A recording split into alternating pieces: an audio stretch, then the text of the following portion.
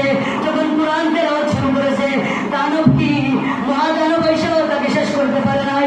সাথে সাথে কি হয়েছে, এই দানব কোরআনের তেলাওয়াত শুনে শুনে পিছনের দিকে চলে গেছে, চলে গিয়ে ধ্বংস হয়ে গেছে।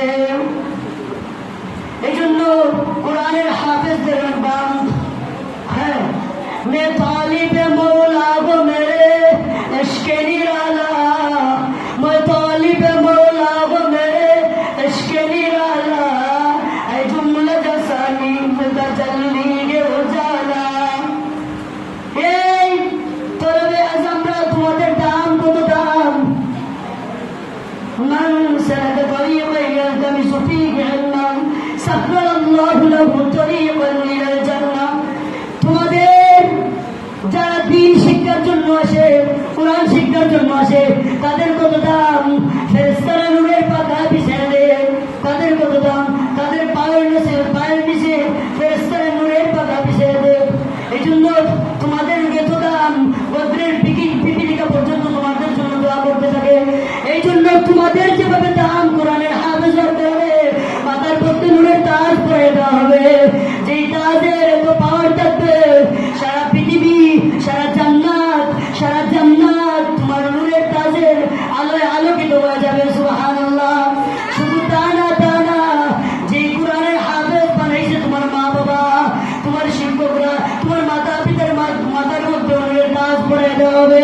সবাই বলবে ও কে আসে রে, বলা হবে হাফিজ তরিকুল ইসলামের বাবা আসতেছে, হাফিজ মাহিদ হাসানের বাবা আসতেছে, হাফিজ ইয়াসিনের বাবা আসতেছে, হাফিজ ইয়াসিনের মা আসতেছে, হাফিজ তরিকুল ইসলামের মা আসতেছে। এই তারার মাথার মধ্যে নূরের তাজ কেন রে, তারার মাথার মধ্যে নূরের টুপি কেন রে, আজকে সারা জান্নাত থেকে আলোকিত হয়ে গেল রে। তারা কি করেছে, এরা তাদের ছেলেকে কোরআনের হাফেজ বানাইছে, কোরআনের আলেম বানাইছে। কোরআনের হাফেজ আলেম বানানোর কারণে তাদেরকেও যেভাবে সম্মান দেওয়া হয়েছে, তাদের মাতা পিতাকেও, তাদের উস্তাদদেরকেও সেভাবে সম্মান দেওয়া হয়েছে। সুবহানাল্লাহ। এই দিন কত সম্মান থাকবে, তাও শেষ না।